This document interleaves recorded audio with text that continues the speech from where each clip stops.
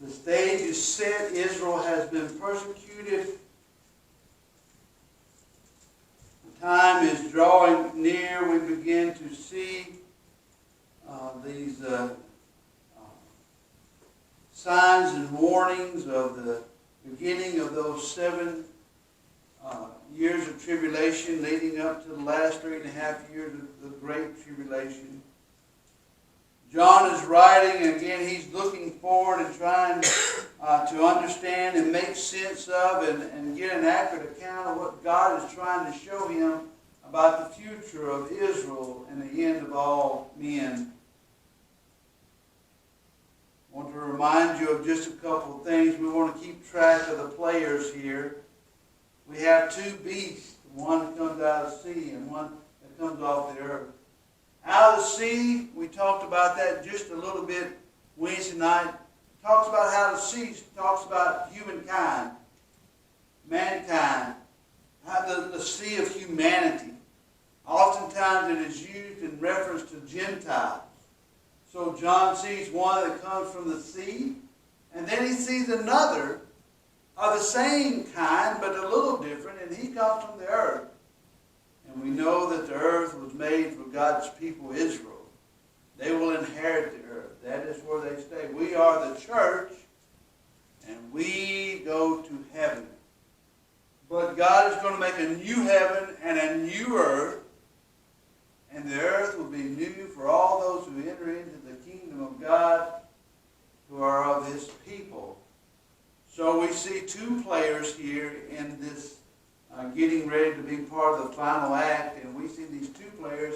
One is a Gentile, one is a Jew, one of them is a world leader that is coming, the little horn that speaks with blasphemous words. Another will be his false prophet. We'll grab their names a little further in the book, and they will complement each other. They will be able to work side by side and lift one another up. One of them will have civil authority and power and dominion. We talked about how he was able to subdue nations with just his mouth, and then how he's able to make war because he has the military apparatus given to him. They say, hey, this guy speaks like a Kennedy. This guy looks like an Obama. This guy is powerful like an Abraham Lincoln. This guy has an iron fist like Stalin. This guy has a determination like Hitler. He is going to stand out over and above what anybody else looks like. And they're going to say, hey, we want you to lead us. There is a vacuum created by the church leaving, and it needs to be filled. There are accounts to dish out, lands to redistribute. All the problems of the world will seem to have gone away once the church has left.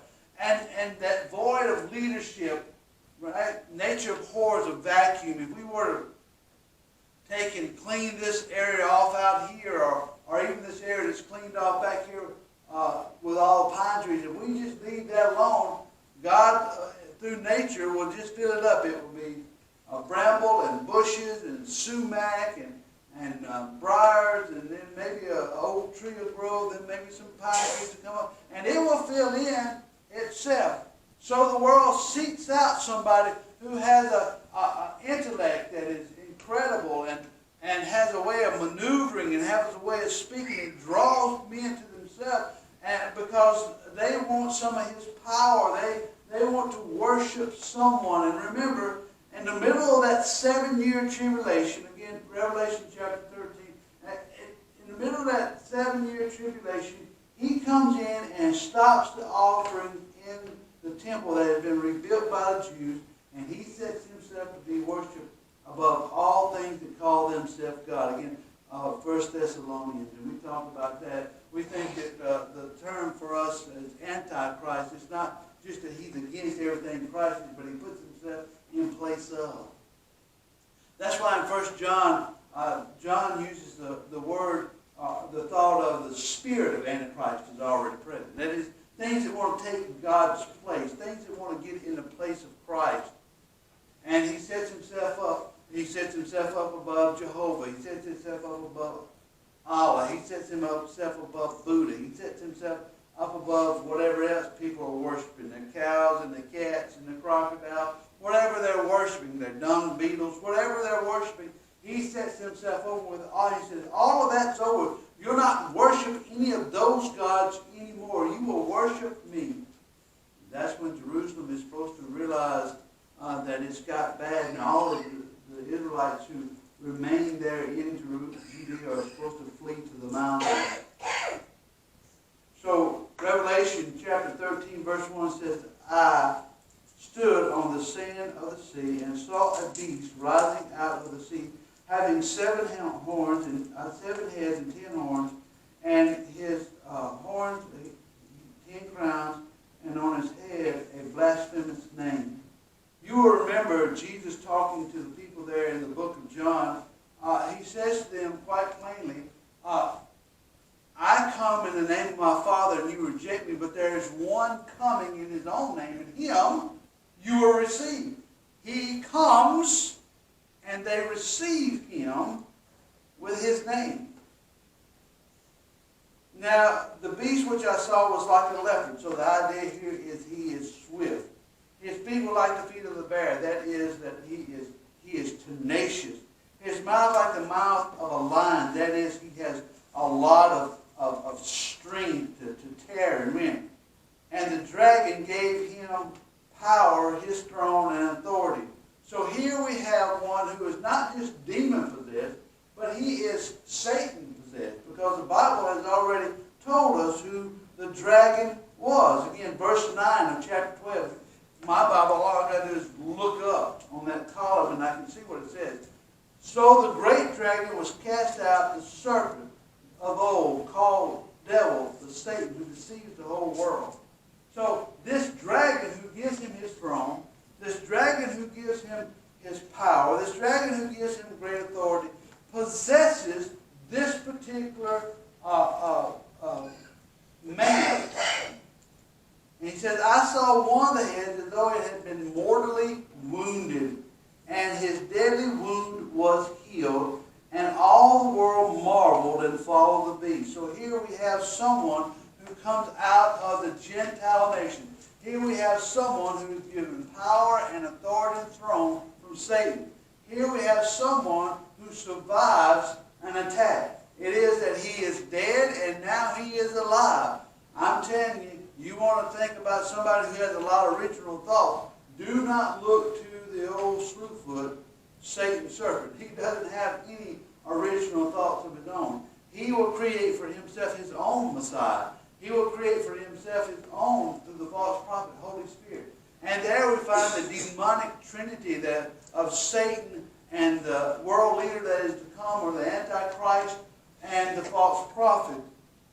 So he is moved. And the whole world marvels at this. And think about how that works out with technology. We know that Christ was risen from the dead. But wouldn't it have been interesting if CNN was back in that day and we got to see it on camera firsthand what happened? Right? We saw that Jesus was crucified. The special keeps going on, and they say, hey, let's have somebody sitting around the throne, around that tomb, and with some cameras, and let's see what happens. And let's broadcast that. Now, if that had been broadcast in those days, we would all be in amazement and marvel, because we would begin to believe our eyes, because seeing is believing, right? Seeing is believing, and we would see him after walking around with his disciples for 40 days. We would see him touching him. We would see him eating, and we say, hey, he was dead and now he was alive, and we would be in marvel of it. Now people think it's just a story that soothes the kids at night. Do you know that? The world thinks that you worship a storybook character.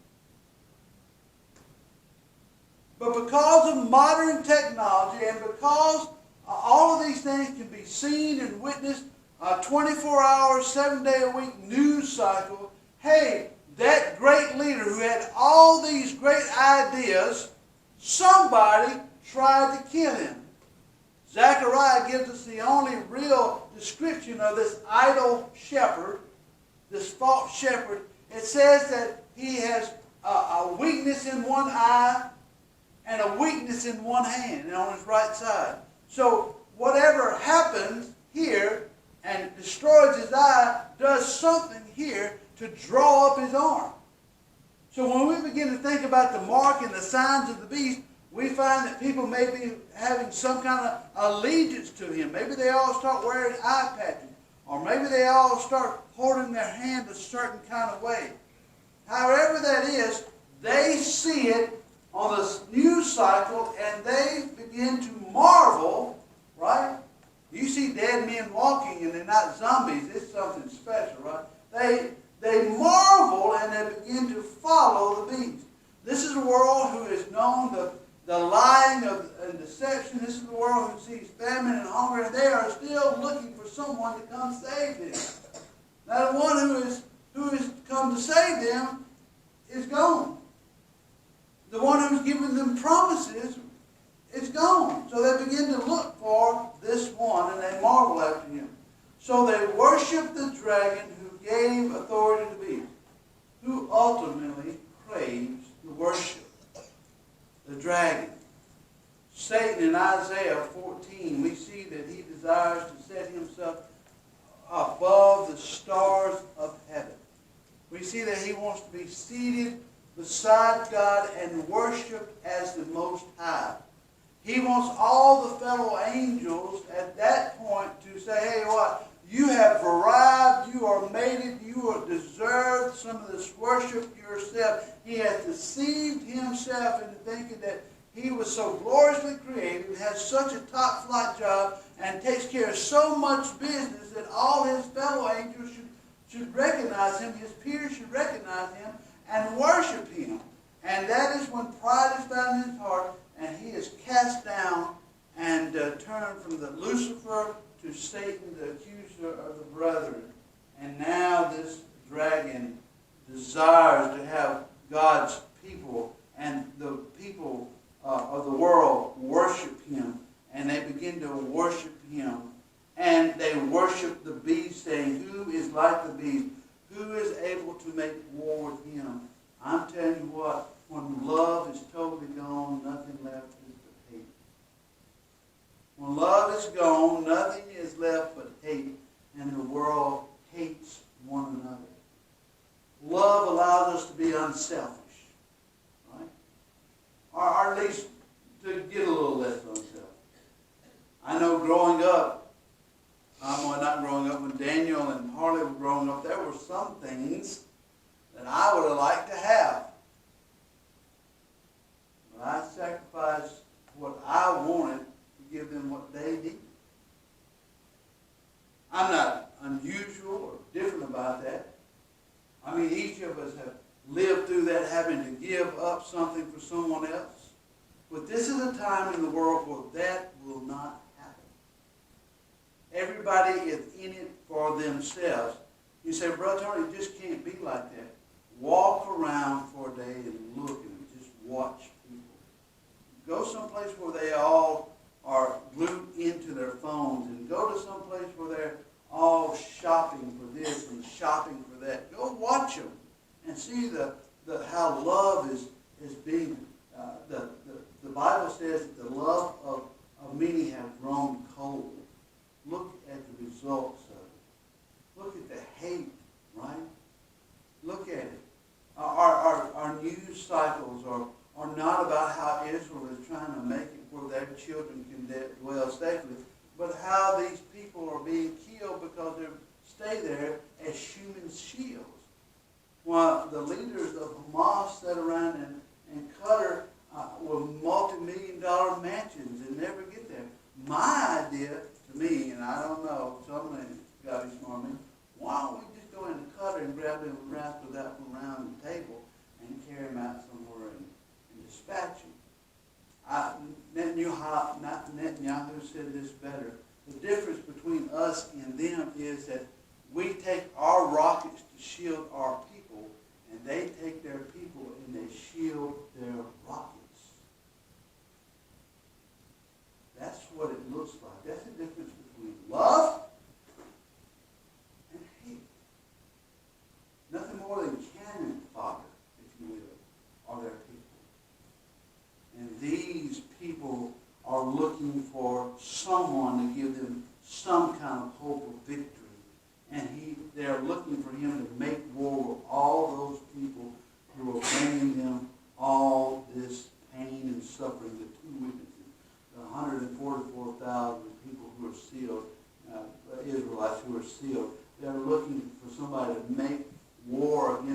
God himself and make God back off and stop pouring out his wrath on them. And he was given a mouth, speaking great things. If you begin to look, there's 33 different titles for him in the Old Testament, at least 13 different titles for him in the New Testament. And we can tie this in when we go back to Daniel 7 tonight. One of the things that marks who he is what he talks. One commentator said, you know what, we could give him one more title. We could call him Little Big Mouth. Because he's always speaking big, great words and blaspheming. Who is he blaspheming? Well, you can't blaspheme anybody but the Most High God. So he's always saying, hey, we can do this. We can beat him. We can get out from under the rule of God. And he's just a so-and-so. And he's just a such-and-such. And strike me down. And just blasphemes and pours this stuff out and directs all the people's hate onto one area. And that is God himself. And people rally around him because they want to have some way to get out from under the judgment that they have, right? You ever been put in a bind and you do whatever it takes to get out of it? Maybe a financial bind. Maybe as a child maybe you cut down a cherry tree or apple tree or just something. You think to yourself, I'm whoever can get me out of this. This is where the world has gone, trying to cover its own hide. And he was given authority to continue for 42 months. How long is 42 months? Anybody? 3.5 years.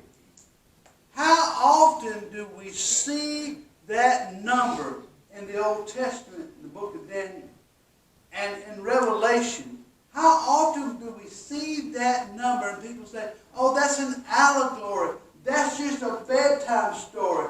That's not something that's has already happened. How many times do we see that? I'm telling you, God lays this out in so many different ways. It's the most spoken of a period of time in the whole Bible, this particular time. Why would it not be literal? Why would you think you could get past what's coming? We're talking in Sunday school just a moment this morning about the very arrogance that it must take for the old dragon to read this and know what it means and think he still has a trick up his sleeve that he can get out from under the judgment that awaits him.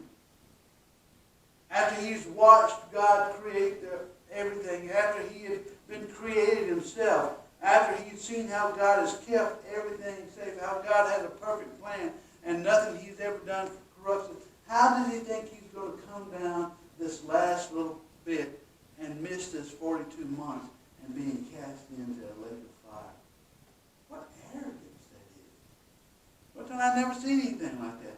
Shut up and watch television and listen to these politicians who speak great and blasphemous things. They're of their father the devil, and they don't think anything can come of them. I'm telling you, something's coming. I was at my sister's house for a moment or two yesterday afternoon, and my brother-in-law, a great fellow, fine guy, he was talking about a couple of guns that were left up that he wanted to clean up, because we don't know what's coming. We need to get the guns clean and get ready because we don't know where all these people come across the border and these secret terrorist cells are coming. And I just looked at him, and for me and my sister said something, and I just sat there, right? And she said, the rapture. And I said, you're exactly right.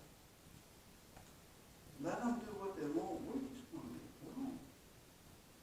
If all you got is guns, bullets, and beans when Christ comes, you're still in bad shape. And if you're waiting to see if it all comes true, if you can't serve him while it's light and good, there's no way you're going to be be able to serve Him. Right? Nobody who comes to Christ during the Great Tribulation, during that 70-year period, escapes this world without being killed. Except those 444,000. Remember, John Slucky, the elder, comes up to him and said, "Do you know who these are?" John said, "Well, I don't. I'm part of the church. I do not recognize this great number of folk around the throne." And the angel says to him, or the elder says to him, "Hey, these are the ones who come out, not through. Right? Comes out of the Great Tribulation. How is the only way you can get up into heaven? Through Jesus, but what action has to take place? If God doesn't translate you, you got to what? You got to die. They come out. How did they come out? They were pursued by this army and this devil who went off to make war with the saints. He goes off to kill them. It's not good. I think you ought to keep the rust off your guns. I think you ought to keep some beans up in the cabinet. Do not bank on your ability to save yourself. That's what's wrong with the world now. Man thinks he's smart enough, slick enough, knows enough to maneuver things around to their advantage, right? Mainstream media, just, they spew out lies and lies and lies and lies. It's all Israel's fault every time. I'm telling you what, if you come in and you rape my wife, you chop my head off, I chop my wife's head off, and you leave me alive, it's not going to be my fault what's going to happen to you. You say, "Well, Brother Tony, you're a Christian." Yeah, I am. And bless God, I hope He can do something about it. I hope He just comes in and says, "You ought to return the other cheek." What are you going to do? They're surrounded by people who want to destroy them. These people keep saying, even if we have a ceasefire, even if you let us, we're just going to regroup and do it again the first chance we get. How do you live beside people like that? Or that too many of the Palestinians are dead. Don't start nothing if you don't want to finish it. How silly it would be for Israel to keep listening to them people who pass themselves off as the great sages, right? Their idea is if we just keep watching what they want us to watch, listen to what they want us to listen to, and stop listening and finding out information on our own and shut these Bibles up, if we would just do that, then everything would be all right. But they lied about COVID.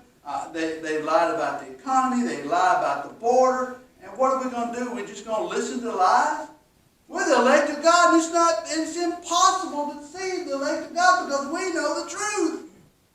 And what does the truth instantly do for us? It sets us free.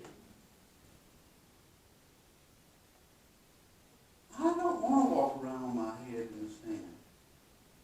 I don't want to walk around watching their newscasts. I don't. Brother Tony, you sure know a lot. What else you going to people talk about everywhere you go? And what my opinion on world politics. My opinion is the same opinion God had over Daniel 7. Remember? Daniel chapter 2. God has Nebuchadnezzar with a great statue and his gold and silver and bronze and iron. And that's how man sees government, that government is a beautiful artistic piece that keeps everything running. Daniel chapter 7 is about the same vision. And when God looks at it, He sees it as a bunch of wild beasts. Renting and tearing. When God looks at man's government, it's nothing more than wild beasts. Brute beasts. Speaking great things and swelling words and taking territory and expanding their power.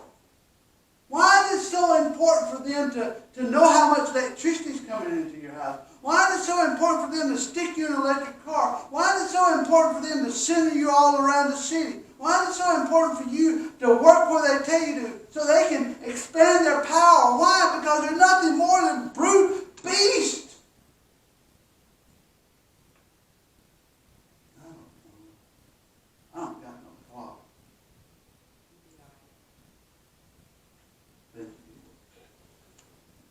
Verse 6.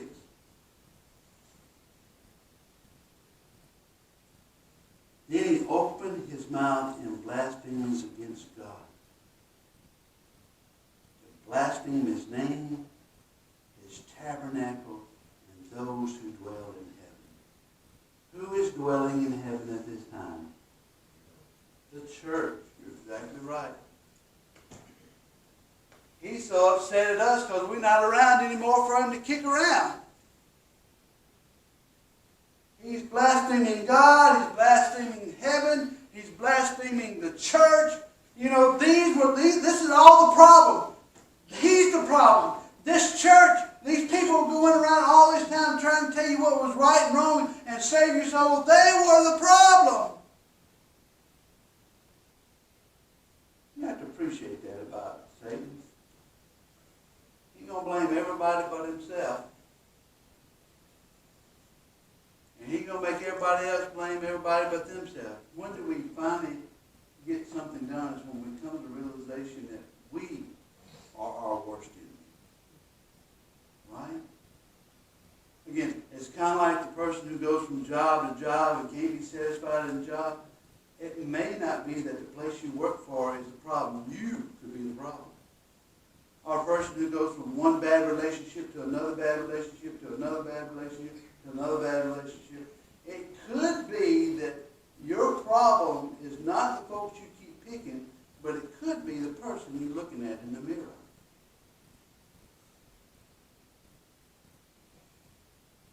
But as long as he can force them to blame somebody else, he can rally them. And it was granted to him to make war with the saints and to overcome them. What ones did he overcome? There are many saints that are Old Testament saints. They're not around to kick anymore. There's the church who are full of saints. They're not around to kick around anymore. What saints? The saints that were born out of the great tribulation. What happens to them? We just talked about it. They are overcome by them. Authority was given them over every tribe and tongue and nation. He is persecuting and pursuing anyone who would name the name of Christ. And they're coming out. But they're going up. Other great tribulation. And all those who dwell on earth will worship him, whose names have not been written in the book of life of the Lamb slain from the foundation of the world.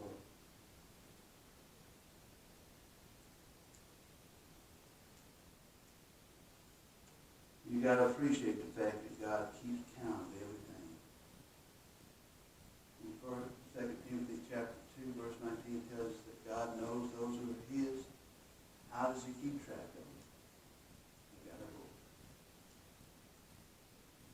And that book was created before the foundation of the world because it was written in the Lamb's book of life by his own blood. By your name, his idea paid in full. If anyone has an ear, let him hear. Begin to understand. He who leads into captivity shall go into captivity. He who kills with a sword must be killed with a sword. We can get the idea. He who lives by the sword must die by the sword, right? You wonder what great poet wrote that. They plagiarized him. Only God's had the best original thoughts in this, Solomon greatly says this. He says, there's nothing new under the sun. Must be killed with a sword, and here is the patience and the faith of the saints. What is it, Brother Thomas? It is that no matter what happens to them, they will be in the hands of God. And pretty soon, whatever pain, suffering, agony, indignity, persecution, hunger, this exposure to the weather, exposure to the elements, exposure to the blasphemies of this Satan-led and dominated world leader, whatever's going on, if they will rest in Christ, they will eventually have their rest.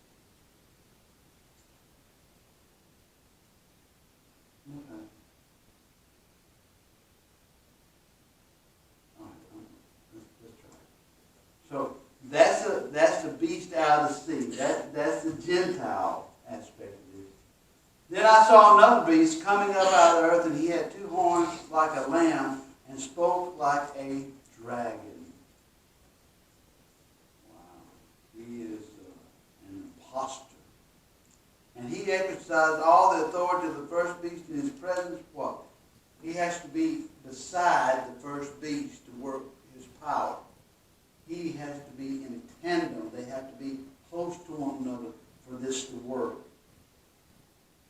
And causes the earth and those who dwell in to worship the first beast whose deadly wound was healed. He performed great signs so that he made even fire come down from heaven on the earth in the sight of men. Now don't worry about that, right? There Moses is casting down his snake, and the other Jambres and Jambres are casting down their rods. They're turning into snakes, but Moses' snake ate both of their snakes up. Here they are trying to make frogs, and Moses is making frogs. Don't be at a point in your life where you say, I don't understand what just happened. We already got fire coming out of the sky. Well, you know, the devil don't do anything to make anything any better. He just calls down more fire. Now, the problem in Egypt is that eventually get where those people who were magicians and those people who were demon worship, Jambres and Jambres who withstood Moses in that day, eventually they get where their powers don't work, and Moses' plagues that are coming down, his calling and God putting in place, outperform them. They realize that it's coming from a different area. But look, he doesn't do anything special. He just makes it more work. And he deceives those who dwell on the earth by those signs which he was granted to do in the sight of the beast. Again, they have to be closely matched. He's directing worship, and he's saying, I'm getting my power and I'm getting my authority from the beast. I'm getting it from the one who empowers him. Satan himself. You can see this, right? You can see that old-timey evangelistic stuff. And there he is standing there, and by his power I will call down fire down there, and we will fight against those who belong to the Lamb, and we'll do this, and we'll do that, and it's all because he gets the glory.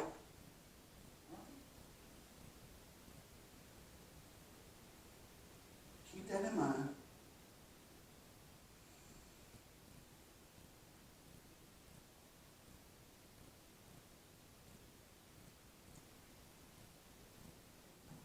Telling those who dwell on the earth to make an image to the beast who was wounded by the sword and lived, and he was granted power to give breath to the image of the beast, and the image of the beast should speak and cause many as would not to worship the image of the beast to be killed. Right? There, Nebuchadnezzar is there. The three Hebrew children are Shadrach, Meshach, and Abednego. When you hear this demonic sympathy, all of you bow down and worship mine, and you see that the whole idea is still the same, how they intend to kill those who don't worship the beast. And he causes all, both small and great, and rich and poor, free and slave, to receive a mark on their right hand or on their foreheads, again, something that identifies with it. And you think, well, it's going to be my Social Security number. It's going to be this. Notice it's not your number. It's his. It's not your mark. It's his mark. But by getting this mark, you may have the ability to buy and sell. That's verse 17. And that no one may buy or sell except one who has the mark of the beast or the number of his name. Here is the wisdom. Let him who understands calculate the number of the beast, for it is the number of man, right? You always wonder what in the world is going on. Well, the number of man is always 6, right? On the 6th day, God created. On the 7th day, he rested. 7 is a number of completion. Man is always a number less than complete, a number less than perfect, a number less than God. And by calculating this number squared, if you begin to, or cubed, as you begin to look at his number, you see how far away he is from God. Imperfect, imperfect, imperfect.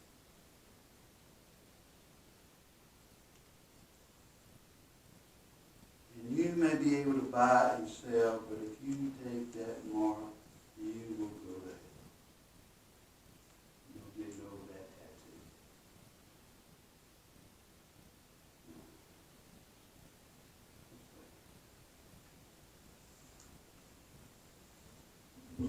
Dear Father, I don't really know what to do.